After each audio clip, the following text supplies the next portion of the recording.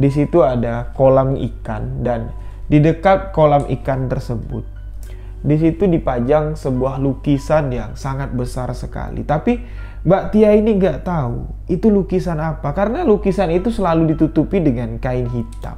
Ketika Mbak Tia mencoba untuk mendekati lukisan tersebut, Mbak Tia ini niatlah untuk ngintip dikit aja biar tahu isi lukisan itu apa, gambar yang ada di dalam lukisan itu apa. Ketika Mbak Tia baru ingin membuka lukisan tersebut, tiba-tiba dari belakang Mbak Tia ini terdengar seperti suara orang tua ngedehem. Mbak Tia kaget, dia langsung menoleh ke belakang. Ketika beliau melihat ke belakang, di belakangnya itu sama sekali tidak ada orang, cuman ada anak kecil yang berusia 4 tahun.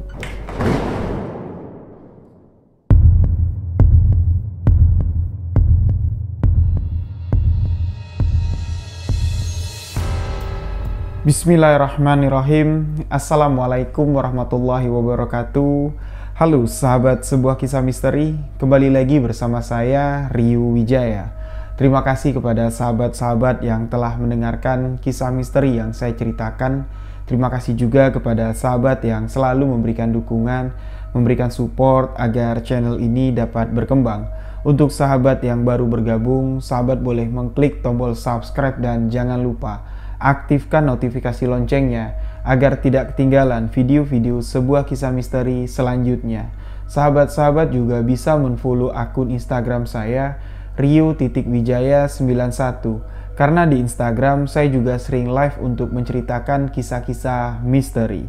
Dan di sebuah kisah misteri kali ini saya akan kembali menceritakan sebuah kisah yang dikirimkan oleh salah seorang sahabat, Mbak Tia yang berada di Jawa Timur. Beliau ingin membagikan di tahun 2004 pengalamannya bekerja di sebuah rumah yang sangat besar sekali. Rumah seseorang yang melakukan pesugihan. Di tahun 2004 itu banyak sekali kejadian-kejadian aneh dan mengerikan dialami oleh Mbak Tia. Jadi bagaimana kisahnya? Simak hanya di sebuah kisah misteri.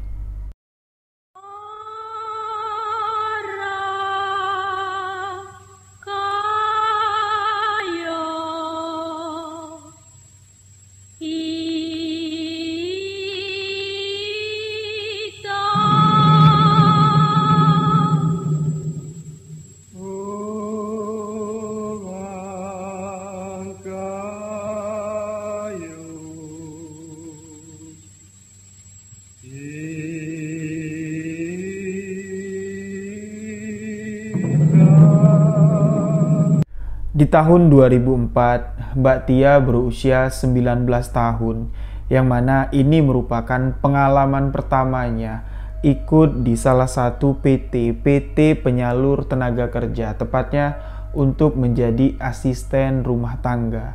Pekerjaan pertama yang didapat oleh Mbak Tia. Beliau dimasukkan bekerja di salah satu rumah yang sangat besar sekali. Di rumah tersebut tinggal sepasang suami istri dan 3 orang anaknya. Anak pertama yang ada di keluarga itu adalah seorang laki-laki yang berusia 17 tahun. Dan kedua, seorang laki-laki yang berusia 15 tahun. Dan anak ketiga dari keluarga tersebut, seorang anak wanita yang masih berusia 4 tahun. Mbak Tia bekerja di rumah itu sebagai asisten rumah tangga. Selain untuk membantu memasak, beres-beres rumah, Mbak Tia juga disuruh untuk mengasuh anak perempuan yang berusia 4 tahun tersebut. Di hari pertama Mbak Tia bekerja, beliau agak merasa canggung karena ini pengalaman pertamanya bekerja di rumah orang. Boleh dikatakan Mbak Tia ini di usianya yang 19 tahun, dia nggak tahu mau kerja apa. Dia ingin sekali membantu perekonomian keluarganya yang ada di kampung. Dan di tahun 2004 ini dimulailah perjalanan Mbak Tia bekerja di rumah seorang yang menggunakan pesugihan. Hari pertama ketika beliau bekerja, beliau mencoba untuk beradaptasi dengan orang-orang yang ada di rumah tersebut. Mengenal lebih dekat ketiga orang anak dari bapak si ibu pemilik rumah. Beliau mencoba untuk mendekatkan diri dengan cara berinteraksi, mengajak anak-anak mereka mengobrol. Tapi apa yang dilakukan oleh Mbak Tia ini sia-sia. Mereka sama sekali nggak menghiraukan keberadaan Mbak Tia di rumah tersebut. mereka sibuk dengan urusannya sendiri. Bahkan sepasang suami istri pemilik rumah tersebut juga jarang sekali pada siang hari terlihat di rumah tersebut. Nah, Mbak Tia yang menganggap wah, mungkin ini hal yang wajar lah, karena keberadaan Mbak Tia di rumah itu ya juga baru. Mungkin mereka juga merasa asing. Anak-anak yang ada di rumah itu merasa asing dengan keberadaan Mbak Tia. Bahkan anak perempuan yang berusia 4 tahun itu juga nggak mau dekat dengan Mbak Tia. Nah, singkat cerita, Mbak Tia sudah bekerja di rumah itu hampir 1 minggu. Tapi suasana di rumah tersebut yo masih agak canggung lah bagi Mbak Tia. Sepasang suami istri ini pulangnya itu yo jam 5 sore mereka baru pulang. Mereka nggak tahu kemana. Dan ketiga anak itu, kakak dan adik yang sudah berusia 17 tahun dan 15 tahun ini, mereka sibuk dengan kegiatan sekolahnya. Sesampainya di rumah, mereka masuk ke kamar masing-masing. Mbak Tia disibukkan untuk mengasuh anak perempuan yang berusia 4 tahun ini. Nah, 1 minggu Mbak Tia sudah bekerja di sana. Dia memperhatikan bahwa kedua anak yang sudah dewasa ini, yang satu usia 17 tahun, yang satu usianya 15 tahun, mereka itu ya nggak terlalu dekat, nggak terlalu akrab dengan kedua orang tuanya. Bahkan kalau Mbak Tia memperhatikan, mereka itu jarang sekali untuk ngobrol. Nggak seperti biasanya lah ya, nggak seperti anak dengan orang tua. Mereka ya datang ke orang tuanya itu cuma minta duit, ya gitu aja. Ya, kedua orang tuanya pun juga seperti itu, nggak terlalu memperhatikan anaknya. Tapi di sini Mbak Tia tetap fokus dengan apa yang ditugaskan oleh majikannya. Mbak Tia pagi-pagi sudah bangun, subuh Mbak Tia sudah bangun, membereskan rumah. Jam 7 udah siapin sarapan untuk mereka sarapan, dan setelah semuanya berangkat untuk beraktivitas, Mbak Tia ini mainlah dengan anak yang berusia 4 tahun. Rumah itu rumah yang Mbak Tia bilang yo sangat besar sekali. Rumah 2 lantai dengan 6 kamar. 3 kamar di atas, 3 kamar di bawah. Termasuk 1 kamar tempat kamar tidur Mbak Tia. Nah, di bagian rumah tersebut ada sebuah ruangan terbuka. Di belakang ruang keluarga ya, itu menghadap ke luar, menghadap ke taman luar. Itu seperti ada balkon lah. Di situ ada gazebo, bale-bale. Di situ ada kolam ikan, dan di dekat kolam ikan tersebut, di situ dipajang sebuah lukisan yang sangat besar sekali. Tapi Mbak Tia ini nggak tahu itu lukisan apa, karena lukisan itu selalu ditutupi dengan kain hitam. Nah, jadi pada suatu hari ketika semua orang tidak ada di rumah, Mbak Tia cuma tinggal dengan anak perempuan yang berusia 4 tahun ini. Mbak Tia mainlah dengan si Dede. Si Dede ini main mengajak Mbak Tia main di dekat gazebo tersebut, main di dekat kolam ikan, tapi nggak sengaja. Si Dede ini narik kain hitam yang menutupi lukisan tersebut. Tapi lukisan itu, walaupun kainnya ditarik, seperti kuat sekali lah ikatan atau pakuan yang ada di kain hitam tersebut yang menempel di lukisan. Si Dede itu ditariknya kayak gitu, tapi kain itu nggak bisa terbuka. Kain itu sama sekali nggak bisa terbuka. Mbak Tia juga agak sedikit aneh lah ya. Ini sebenarnya lukisan apa? Tapi ketika Mbak Tia mencoba untuk mendekati lukisan tersebut, Mbak Tia ini niatlah untuk ngintip dikit aja biar tahu isi lukisan itu apa, gambar yang ada di dalam lukisan itu apa.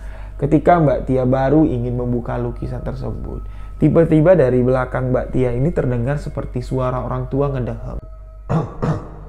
Mbak Tia kaget, dia langsung menoleh ke belakang.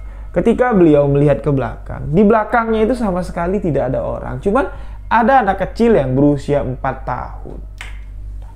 Mbak Tia sempat berpikir, masa si Dede yang usia 4 tahun ini ngedahemnya tuh kayak orang tua? Nggak mungkin lah. Mbak Tia bertanya-tanya, suara siapa yang mendahem tadi? Tapi apa yang dirasakan oleh Mbak Tia, apa yang dialaminya pada siang hari itu nggak terlalu dipikirin lah sama Mbak Tia. Dia cuma berpikir mungkin kebetulan, dia bilang, atau cuman bayangan Mbak Tia aja. Beliau pun langsung melanjutkan aktivitasnya sampai sore hari. Sore hari sekitar jam 5 sore, seluruh anggota keluarga sudah pulang ke rumah. Sepasang suami istri itu udah pulang ke rumah. Kedua anaknya yang bersekolah, yang usia 17 tahun dengan usia 15 tahun sudah pulang ke rumah. Seperti biasa, Mbak Tia menyiapkan makan malam. Nah, setelah Mbak Tia menyiapkan makan malam, sekitar jam 7 lah ya, Mbak Tia ini masuk ke dalam kamarnya. Mbak Tia berniat untuk menunaikan ibadah sholat maghrib, karena waktu maghrib masih ada. Tapi ini kebiasaan dari keluarga tersebut. Ketika Mbak Tia ingin menunaikan ibadah sholat, ada aja yang ngeganggu. Pasti terdengar suara teriakan. Tia, Tia. Kalau enggak, Mbak, sini Mbak, bantuin abang. Kalau enggak, yo, Mbak, sini Mbak, bantuin adik. Ya seolah-olah mereka tuh tahu ya, kalau Mbak Tia ini ingin menunaikan ibadah sholat, mereka tuh mengganggu Mbak Tia ini supaya beliau itu tidak bisa menunaikan ibadah sholat. Nah, Mbak Tia yang selalu mendengar teriakan seperti itu ya, otomatis konsentrasinya itu ya pecah. Bahkan karena teriakan itu semakin keras, Mbak Tia ini takut kalau juragannya ngomel. Mbak Tia itu nyaut, "Iya Bu, iya Pak, sebentar Mbak, Tia lagi sholat." Ya otomatis Mbak Tia ini ya, sholatnya itu batal. Sholat itu nggak sah karena dia mengucapkan kalimat lain selain kalimat bacaan dari sholat tadi. Nah, jadi pada suatu hari, Mbak Tia ini dipanggil lah sama sepasang suami istri ini. Bapaknya bilang, "Tia, kalau kamu tuh dipanggil, Bu ya kamu tuh cepet nyamperin. Kami itu kalau manggil kamu, berarti kami itu lagi butuh bantuan kamu. Kalau kami nggak butuh bantuan kamu, yo, kami nggak bakal lah manggil kamu sampai teriak-teriak kayak gitu."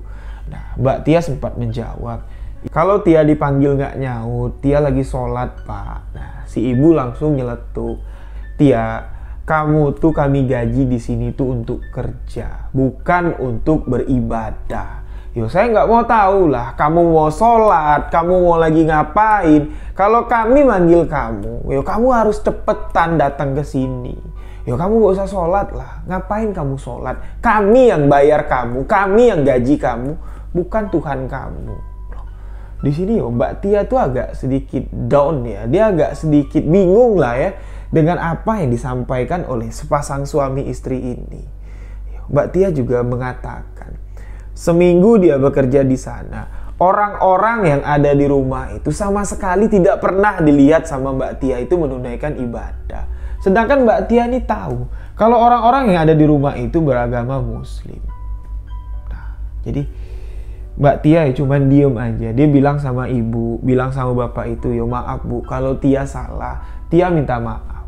Nah, jadi karena peraturan yang sangat aneh lah yang diberikan sepasang suami istri itu, jadi Mbak Tia ini untuk menunaikan ibadah sholat itu ya takut, ragu-ragu. Ketika azan berkumandang, Mbak Tia ini sudah niat, "Nah, aku mau sholat lah." Mbak Tia baru masuk ke kamar, tiba-tiba ada yang manggil, Mbak, sini Mbak, bantuin adik." Padahal ketika Mbak Tia nyamperin, iya dek, ada apa? "Enggak Mbak, nggak jadi." Nah, jadi Mbak Tia itu seolah-olah seperti dipermainkan. Nah, jadi karena Mbak Tia ini sudah jarang menunaikan ibadah, jadi Mbak Tia itu mulai malas-malasan untuk menunaikan ibadah. Sampai-sampai 4 bulan Mbak Tia bekerja di rumah itu, Mbak Tia ini udah nggak pernah lagi sholat. Biasanya kalau sholat zuhur, sholat asar, sholat isya, sholat maghrib itu selalu diganggu. Mbak Tia ini cuman punya kesempatan sholat subuh lah. Kalau subuh memang nggak ada yang ganggu, dia bisa khusyuk sholat subuh. Tapi karena kebiasaan Mbak Tia ini sudah lewat ya, 4 waktu Mbak Tia ini udah nggak pernah sholat lagi. Jadi subuh itu selalu ketinggalan. 4 bulan Mbak Tia tinggal di rumah tersebut, kerja di rumah tersebut. Jadi dia lalai sekali untuk menjalankan ibadah. Bukan hanya itu yang menurut Mbak Tia, kejadian yang aneh di rumah tersebut. Jadi pada suatu waktu Mbak Tia ini disuruh belanja, disuruh pergi ke pasar. Yang biasanya kalau Mbak Tia ini disuruh pergi ke pasar, seluruh apa yang ada di dapur itu kalau yang kurang ya, kayak cabai, bawang, perlengkapan masak lah. Kalau habis tuh dilaporin sama Mbak Tia, "Bu, kita nggak ada bawang, nggak ada cabai." Ya Mbak Tia ini disuruh lah belanja untuk melengkapi kebutuhan dapur. Tapi kali ini Mbak Tia dipanggil sama si ibu. Si ibu bilang, "Tia, kamu ke pasar, kamu beli daging sapi, kamu beli daging ayam." Nah, Lalu Mbak Tia bilang, perlengkapan masak yang lain pun habis Bu, garam habis, bawang habis, cabai habis. Tapi di sini si ibu bilang, nggak usah, kamu nggak usah beli apa-apa, saya suruh kamu beli daging sapi dengan daging ayam. Cuman itu saja. Lalu ya Mbak Tia ini dikasih duit, beliau pun pergilah ke pasar. Belilah daging sapi, belilah daging ayam. Sepulangnya dari pasar, Mbak Tia ini sudah ditunggu sama majikannya. Sudah ditunggu dengan sepasang suami istri itu. Ketika Mbak Tia masuk lewat pintu belakang, masuk ke dapur, Mbak Tia langsung disamperin sama si ibu. Si ibu langsung nanya, "Tia, udah kamu beli belum daging sapi sama daging ayamnya?" "Udah Bu." Ya, Mbak Tia menunjukkan kantong kresek, si ibu langsung ngambil kantong kresek tersebut, ngambil piring, daging sapi yang belum dicuci itu langsung ditaruh di atas piring. Daging ayam juga ditaruh di atas piring dan si ibu bilang, "Panggil Bapak. Bilang kalau ibu nunggu di belakang." Nah, jadi Mbak Tia ini bingung, daging ini mau diapain? Daging yang masih berlumuran darah itu mau diapain? Ya, Mbak Tia langsung ke depan manggil si bapak. Si bapak pun berjalanlah dari ruang tengah menuju ke ruang belakang yang ada kolam ikannya, yang ada lukisan yang besar itu, lukisan yang selalu ditutup dengan kain hitam. Jadi si ibu sudah nunggu di sana. 2 piring sudah dipegang sama si ibu.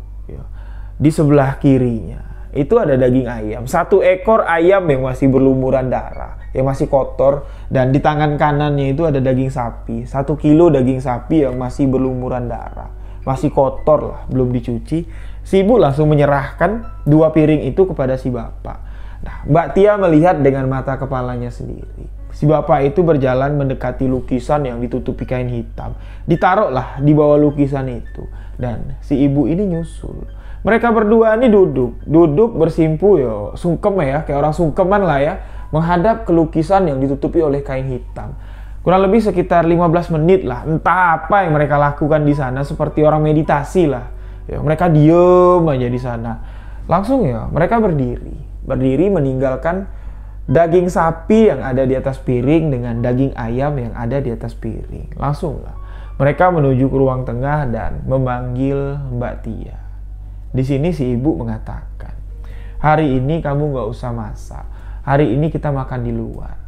Jadi si ibu mengatakan, "Setiap hari Selasa, tepatnya Selasa Kliwon seperti hari ini, kamu saya ingatkan, jangan pernah memasak apapun di rumah ini. Baik itu masak air, baik itu masak Indomie, sama sekali tidak diperbolehkan. Kalau kamu mau makan, kamu pergi ke warung luar. Di rumah ini tidak ada yang boleh makan." Jadi Mbak Tia bingung. Loh, kok setiap Selasa Kliwon setiap Selasa Kliwon kok nggak boleh masak? Masak air aja nggak boleh. Nah, di sini Mbak Tia itu sempat mengaitkan kejadian ini apa yang dikatakan oleh si ibu itu nggak boleh makan di rumah itu. Mbak Tia sempat mengaitkannya dengan apa yang dilakukan oleh sepasang suami istri ini.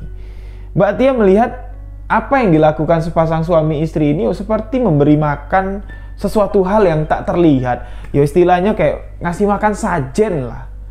Mbak Tia mengatakan seperti itu, tapi dia nggak berani mengungkapkannya. Dia cuma iya aja. Lalu sore harinya ketika anak-anaknya udah pulang sekolah mereka sekeluarga pergilah untuk makan di luar. Di sini lagi-lagi Mbak Tia ini melihat ada satu kejanggalan di keluarga tersebut. Keluarga ini adalah keluarga yang kaya raya, tapi kelakuan mereka ketika makan itu nggak terlihat seperti orang kaya. Pertama gini, mereka tuh makan sama sekali nggak ada baca bismillahnya lah, nggak ada baca-bacaannya lah. Ketika makanan dihidangkan, mereka tuh makan kayak orang kesurupan, dan porsi makan dari keluarga itu pada hari itu Mbak Tia melihat porsi makannya itu memang gila-gilaan. Sampai-sampai ketika Mbak Tia melihat si ibu dengan bapak ini makan, Mbak Tia itu udah kenyang sendiri. Apa yang dimakan sama bapak dengan ibu ini porsinya itu bisa 2 kali lipat. Mbak Tia sampai nggak selera makan. Nah, setelah mereka makan di tempat itu, mereka pun pulang ke rumah. Yang anehnya lagi di sini, piring yang diisi dengan daging, piring yang diisi dengan ayam, yang ditaruh di bawah lukisan yang selalu ditutupi dengan kain hitam. Mbak Tia ngecek, Ya, karena Mbak Tia ini kan penasaran, untuk apa sih daging ditaruh di situ, daging mentah ditaruh di situ. Mbak Tia mengecek sebelum dia masuk ke kamarnya, karena kamar Mbak Tia ini berada nggak terlalu jauh lah dari kolam ikan itu, dari lukisan itu berada. Kan kamar Mbak Tia ini di pojok paling belakang dekat gudang. Jadi dia pulang ke rumah, masuk lewat pintu depan, yang lain pada naik ke atas, ibu dengan bapak langsung masuk ke kamarnya. Mbak Tia ya lewat di dekat kolam ikan itu, dia sempat ngelirik sedikit, ngejongak kayak gini, ngelihat apa yang dilihat Mbak Tia ini memang di luar akal sehat. Mbak Tia aja sampai bingung, kok tadi ya daging yang ditaruh Mbak Tia ini daging segar, ayam yang ditaruh sama Mbak Tia ini masih montok sekali lah, masih segar. Tapi apa yang dilihat Mbak Tia pada sore hari itu semua udah berbeda sekali. 1 kilo daging yang masih fresh, yang masih ada darahnya, itu Mbak Tia lihat itu udah busuk, lembek, dan aromanya menjijikkan sekali. Bahkan ayam yang ada di dalam piring itu, 1 ekor ayam yang utuh itu, kelihatan kalau ayam itu udah mulai nyusut, seperti bagian dalam ayam itu seperti ada yang menggerogotinya. Mbak Tia ngecek, darah yang ada di daging itu sama sekali nggak ada. Sempat dicolek gini sama Mbak Tia, daging itu lembut tapi nggak ada darahnya lagi. Jadi setelah Mbak Tia melihat kejadian itu, dia langsung masuk ke kamar. Di kamar dia sempat berpikir, apa yang terjadi ini memang nggak masuk akal sekali. Keluarga ini penuh dengan misteri. Jadi Mbak Tia sempat berpikir, mungkin saja majikannya tadi ini ngasih makan demit, dia bilang. Ngasih makan untuk sesajen, dia bilang ya. Jadi daging ayam dengan daging sapi itu dijadikan sesajen. Tapi di sini Mbak Tia ini belum tahu itu sesajen untuk apa.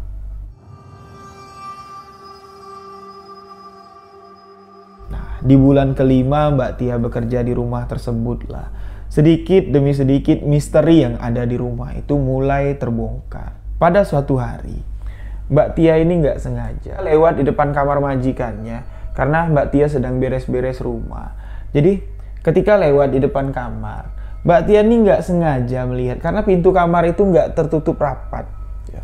Bisa lah melihat, Mbak Tia bilang. Jadi pas dia lewat, dia melihat sepasang suami istri yang ada di dalam kamar itu sedang menghitung uang yang ada di dalam baskom. Mbak Tia bingung, loh, kok duitnya ditaruh di dalam baskom, Mbak Tia bilang. Jadi Mbak Tia yang penasaran mencoba mendekati pintu tersebut. Tapi ketika Mbak Tia nih mau ngintip, tiba-tiba dia melihat ada tangan. Terlihat seperti tangan menolak pintu tersebut dan tertutup. Pintu itu ketutup. Gitu. Mbak Tia langsung nggak enak lah ya, dikira Mbak Tia ini ketahuan ngintip. Dia langsung ke dapur, beres-beres, dan pada siang harinya Mbak Tia dipanggil sama sepasang suami istri itu. Nah, awalnya Mbak Tia ini takut diomelin, karena dia nganggap kalau kejadian tadi pagi ketika dia sedang lewat, dia ngintip di kamar tersebut, dia ini ketahuan. Tapi enggak. Mbak Tia malah disuruh untuk melakukan sesuatu hal yang agak nyeleneh, Mbak Tia bilang. Jadi si bapak manggil Mbak Tia. Tia, kamu kesini dulu. Di situ juga ada si ibu. Mbak Tia ini diminta pada malam hari nanti untuk membawa sesaji. Jadi Mbak Tia disuruh membeli pisang, Mbak Tia disuruh membeli apel, Mbak Tia disuruh membeli kembang setaman, dupa, dan Mbak Tia disuruh membakar kemenyan. Jadi setelah kamu beli alat-alat yang saya suruh tadi kamu beli, di jam 12 malam nanti, kamu tolong antarkan sesaji itu ke atas loteng. Setibanya nanti di atas loteng, kamu bakar dupa dan kamu bakar kemenyannya. Setelah semuanya menyala, kamu boleh tinggalkan. Nah, di sini Mbak Tia bertanya sama juragannya, "Loh, Pak, mohon maaf Pak sebelumnya. Kok saya yang disuruh naik ke atas jam 12 malam? Saya takut, Pak. Ke atas loteng, boro-boro jam 12 malam. Siang saya nggak berani, Pak. Ngeri, Pak," dia bilang. Karena memang di atas loteng tersebut ada sebuah patung yang terbuat dari batu dari ukiran batu yang ukurannya lumayan besar lah. Kalau Mbak Tia tuh tingginya sekitar 160 cm. Kalau dia duduk, patung itu hampir sama tinggi lah dengan Mbak Tia. Jadi Si bapak ngomong, ya itu sudah kewajiban kamu. Kamu tinggal di sini. Kalau kamu nggak mau ngantar sesaji itu, ya kamu berhenti saja. Nah, si ibu juga nyeletus.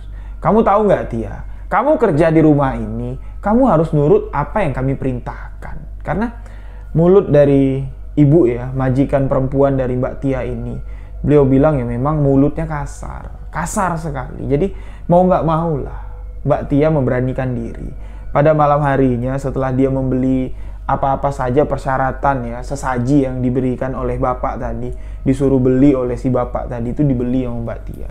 Malam harinya di jam 11 malam Mbak Tia ini sudah menyiapkan semuanya. Suasana rumah itu sepi sekali karena anak-anak mereka tuh sudah di dalam kamar semua.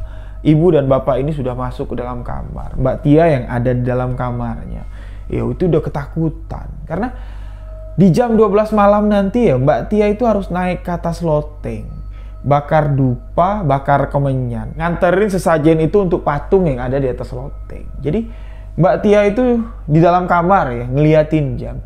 Setiap jarum panjang jam itu berdetak, ya, tek, tek. Jantung Mbak Tia ini, detaknya itu semakin kencang. Sampailah di jam 12 malam. Di jam 12 malam, Mbak Tia ini nekat lah, dia bilang. Memberanikan diri melangkahkan kaki untuk naik ke atas loteng. Membawa sesaji. Tapi di sini yang anehnya. Ketika Mbak Tia sampai di atas loteng, suasana yang ada di atas loteng, yang namanya atas loteng ya, kan nggak ada atapnya. Sama sekali nggak ada atapnya. Di pojokan paling belakang rumah tersebut, di sudut belakang rumah tersebut, itu ada patung. Patung yang terbuat dari batu, ukiran batu yang wajahnya ya sangat mengerikan lah Mbak Tia bilang. Jadi Mbak Tia ini mindik-mindik lah, jalan pelan-pelan mendekati patung tersebut. Sesampainya di hadapan patung itu, Mbak Tia duduk, nganterin sesajen tersebut dan mulai membakar dupa. Setelah dupa dibakar, ditancapkan di tempatnya, Mbak Tia kembali membakar kemenyan. Dibakar kemenyan, setelah aroma kemenyan dengan dupa itu menyatu, suasana yang ada di atas loteng itu seolah-olah berubah. Mbak Tia merasa kalau dia bukan di atas loteng. Mbak Tia merasa kalau dia sedang berada di sebuah peradaban, di sebuah dimensi yang berbeda. Bahkan Mbak Tia nggak tahu di mana. Semulanya patung yang di hadapan Mbak Tia itu berwujud patung yang terbuat dari batu. Ketika Mbak Tia sudah mencium aroma dupa dengan aroma kemenyan, Mbak Tia melihat kalau patung batu itu berubah wujud menjadi sosok manusia, dan manusia itu memakan apa yang dibawa oleh Mbak Tia. Nah, jadi Mbak Tia ini sempat lama lah ya berdiri memperhatikan sosok itu sedang makan. Ya, ketika Mbak Tia mundur, jalan mundur, Mbak Tia itu kakinya kesandung, tek gitu. Kesandung dengan orang yang sedang duduk. Ya, duduk bersila dengan tangan seperti ini. Orang yang dilihat sama Mbak Tia itu bukan 1-2 orang, tapi ramai sekali. Bahkan Mbak Tia itu ngerasa kalau dia itu bukan di atas loteng lagi. Dia merasa kalau seperti di lapangan yang sangat besar sekali. Melihat orang yang ada di belakang itu sedang duduk sungkeman seperti ini itu ramai. Seolah-olah sedang memuja sosok yang sedang memakan sesajen tersebut. Nah, jadi Mbak Tia mulai memperhatikan satu persatu orang yang ada di sana, orang yang dilihat Mbak Tia, dan dia melihat di barisan orang yang sedang duduk, sedang sungkeman seperti ini itu, terlihatlah wajah sepasang suami istri majikan dari Mbak Tia. Dia melihat sepasang suami istri itu sedang memuja sosok yang sedang memakan sesajen tersebut.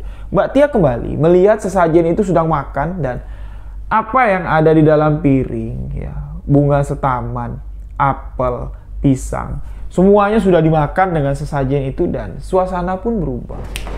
Suasana berubah seperti di loteng, dan Mbak Tia langsung lari turun ke bawah masuk ke kamar. Mbak Tia langsung tidur.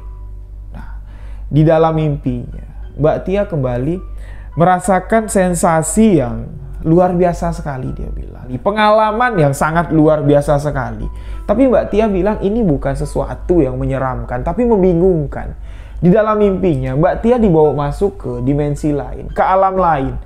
Mbak Tia melihat kalau tanah atau dunia yang dipijak sama Mbak Tia ini, itu kehidupan yang sangat modern sekali, kehidupan yang sangat mewah sekali. Orang-orang yang ada di sana, orang-orang yang dilihat sama Mbak Tia ini menggunakan pakaian yang sangat rapi, menggunakan baju yang keren-keren sekali. Bahkan Mbak Tia melihat uang yang ada di sana itu ditumpuk-tumpuk.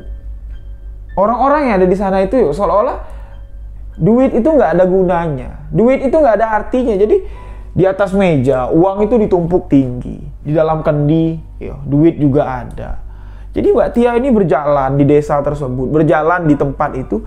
Sekeliling Mbak Tia itu orang yang menggunakan pakaian rapi itu sama sekali nggak peduli dengan tumpukan duit yang ada di sana. Nah, tapi setelah Mbak Tia jauh berjalan memasuki kampung yang penuh dengan uang itu, Mbak Tia bertemu seperti gua seperti gua. Di dalam gua tersebut, Mbak Tia mendengar jeritan orang meminta tolong. Tapi Mbak Tia ini nggak tahu orang-orang yang ada di dalam sana itu sedang ngapain kok teriak-teriak minta tolong. Dan Mbak Tia pun terbangun dari tidurnya. Dari kejadian-kejadian yang aneh tersebut, Mbak Tia ini semakin yakin lah kalau juragannya, kalau majikan yang punya rumah itu menggunakan pesugihan. Jadi ketika Mbak Tia ke pasar, dia sempatlah mendatangi beberapa rumah warga yang ada di sekitaran rumah tersebut, yang masih satu kampung lah Mbak Tia nanya lah sama orang-orang itu, "Pak, saya mau nanya, mohon maaf sebelumnya, Bapak udah lama nggak tinggal di sini?" Nah, si bapak itu bilang, "Saya dari lahir tinggal di sini, saya orang asli kampung sini." "Ya, berarti Bapak kenal dong dengan juragan tempat saya tinggal." "Emang kamu tinggal di mana, Dik?" "Tuh, saya tinggal di rumah besar tersebut." Nah, si bapak yang ditanya sama Mbak Tia ini, kita sebut sajalah dengan nama Pak Amin. Pak Amin bilang, "Saya tahu lah, saya kenal dengan orang yang tinggal di rumah tersebut. Kamu sudah lama tinggal di sana?" "Saya baru kerja 5 bulan, Pak." "Saya boleh nanya nggak, Pak?" "Nanya apa?" "Bapak ngeliat nggak gelagat aneh dari orang yang tinggal di rumah tersebut?" Nah, di sini Pak Amin sedikit menceritakan sejarah dari keluarga yang tinggal di rumah tersebut. Pak Amin bilang, yang tinggal di rumah tersebut memang orang kaya, tapi asal usul mereka itu bukan orang kaya, bukan dari orang yang berada.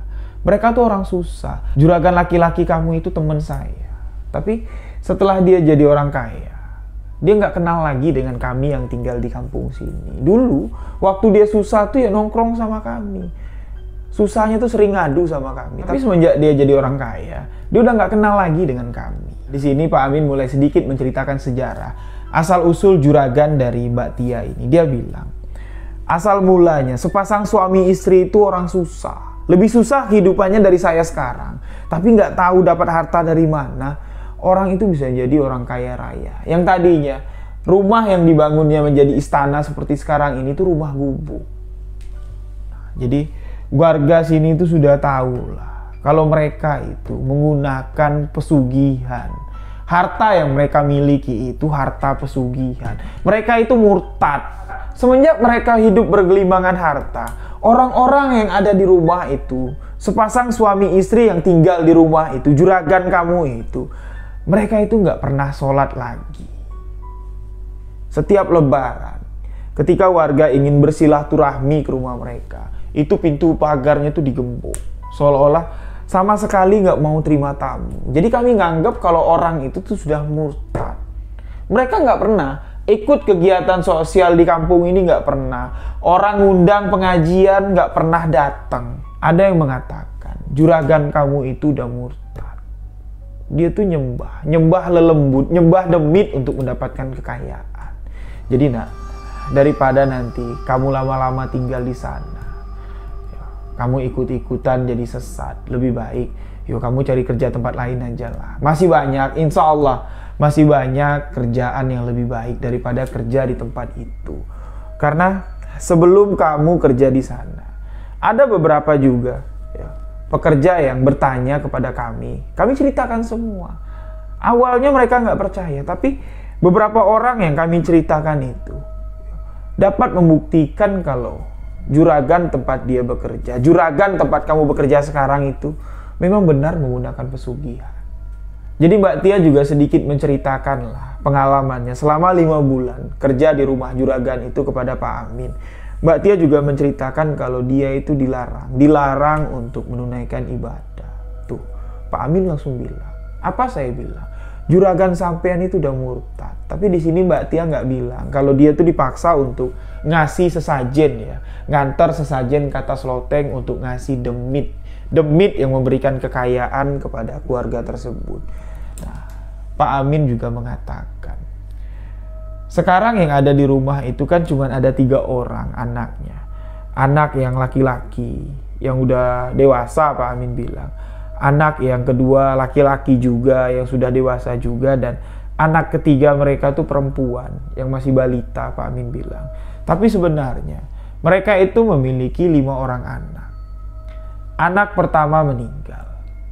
Penyebab kematian anak itu tuh nggak tahu kenapa tiba-tiba mendadak meninggal. Nggak lama setelah anak itu meninggal, kedua orang tuanya menjadi orang yang kaya raya. Lalu berselang beberapa tahun kemudian, anak keempat dari pasangan suami istri itu meninggal jatuh ke dalam kolam ikan yang ada di rumah tersebut. Dan ketika ditemukan meninggal dunia, anak ini tuh kondisinya sudah mengerikan sekali.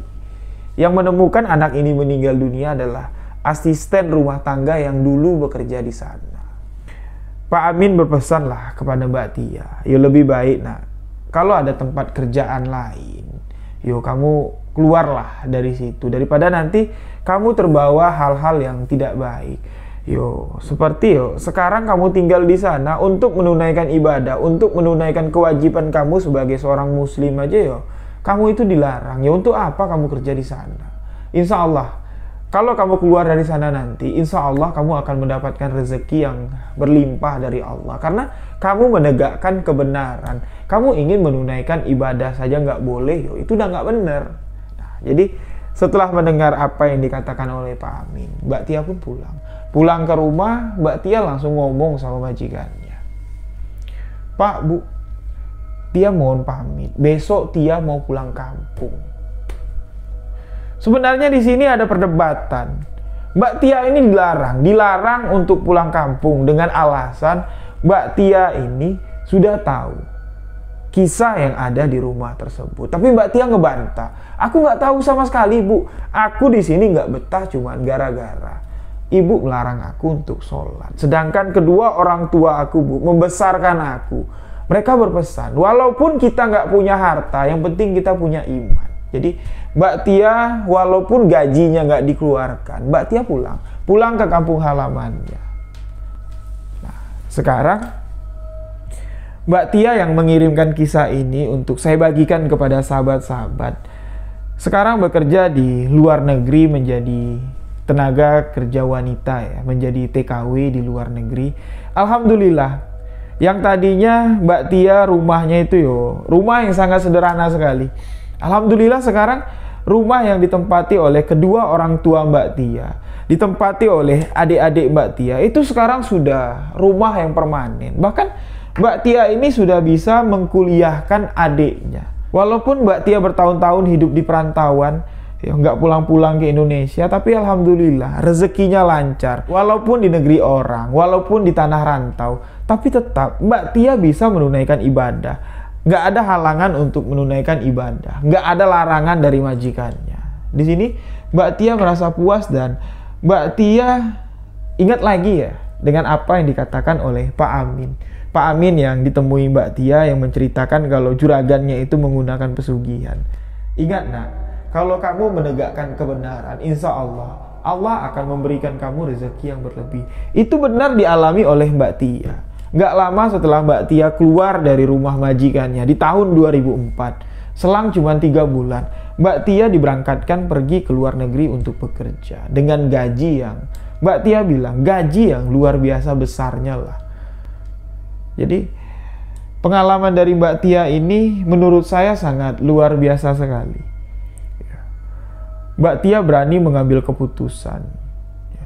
Mbak Tia sudah hampir terjerumus dari jalan pesugihan. Lalu di sini yang masih menjadi tanda tanya besar di kehidupan Mbak Tia.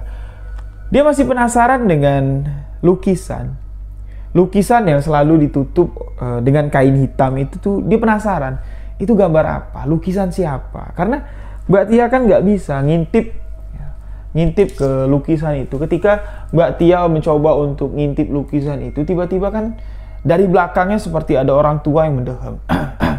Padahal di belakang Mbak Tia itu cuma ada anak yang berusia 4 tahun. Semenjak kejadian itu selama 5 bulan Mbak Tia kerja di rumah itu, dia udah nggak berani lagi untuk mencoba ngintip, mencari tahu sebenarnya gambar apa yang ada di lukisan yang selalu ditutupi dengan kain hitam tersebut.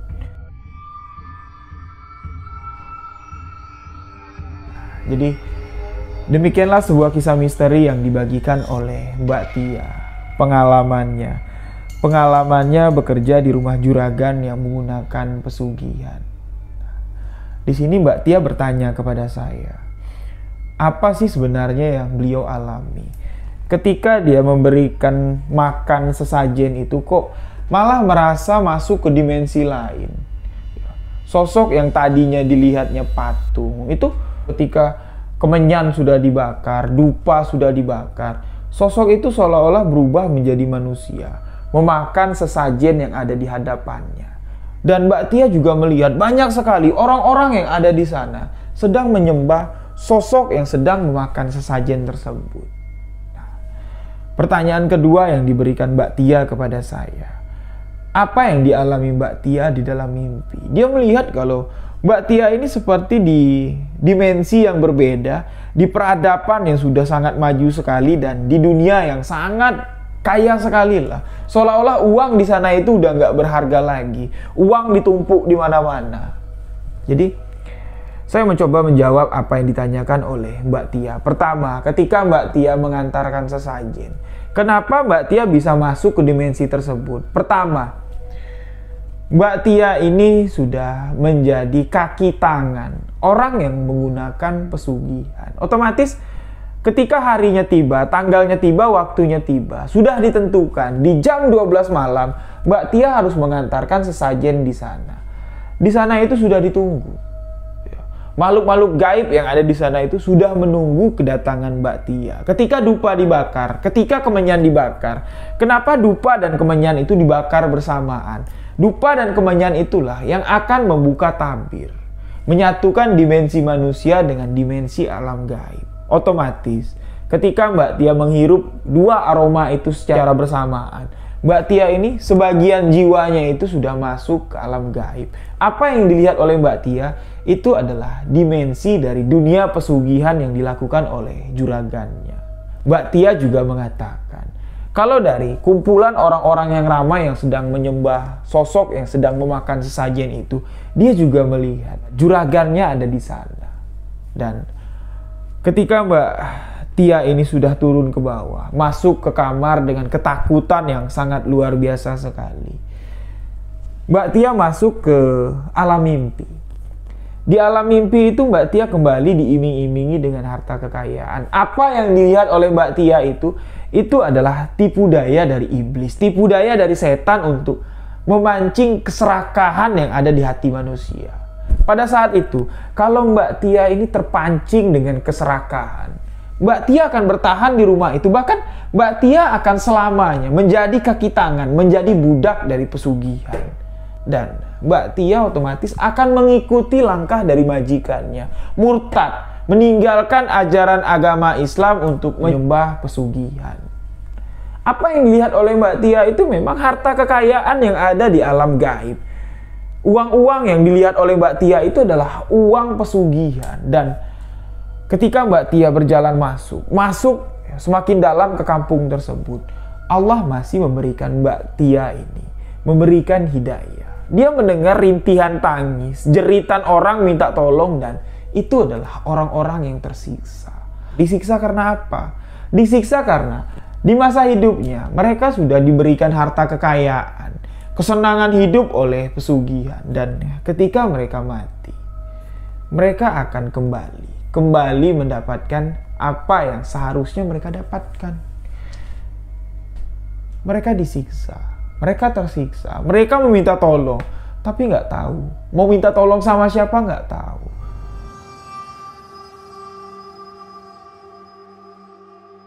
Demikianlah sebuah kisah misteri kali ini. Semoga kisah yang dikirimkan oleh Mbak Tia, pengalaman hidup yang dialaminya, kejadian ini terjadi di tahun 2004 yang lalu, bisa menjadi gambaran, pelajaran untuk kehidupan kita ke depan. Dimanapun tempatnya, bagaimanapun situasinya. Ya, kalau bisa, jangan sampai meninggalkan sholat 5 waktu. Karena sholat 5 waktu adalah tiang. Dirikanlah 5 tiang, insya Allah akan memberikan kekuatan, keimanan kepada kita. Demikian sebuah kisah misteri kali ini. Mohon maaf jika ada salah-salah kata, salah-salah ucap dalam penyampaian kisah ini, dan mohon maaf kalau suara saya masih terdengar sedikit serak. Mohon maaf atas ketidaknyamanannya. Saya Riwijaya mengucapkan wabillahi taufik wal hidayah. Wassalamualaikum warahmatullahi wabarakatuh. Salam sebuah kisah misteri.